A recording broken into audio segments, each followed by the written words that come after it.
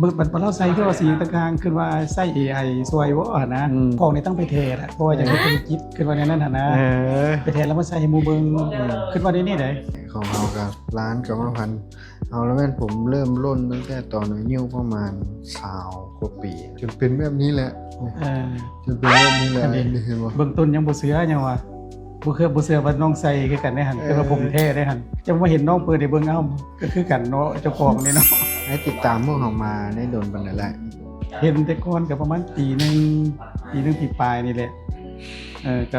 มิดก็เบิ่งซื่อๆว่าแม่นอีหยังหั่นนะตัดผมบ่หรือเป็นหยังหั่นนะ เลย เบิ่งคักๆเห็นเจ้าของนั่นแหละเอ้าเพิ่นก็เปิดผมให้เบิ่ง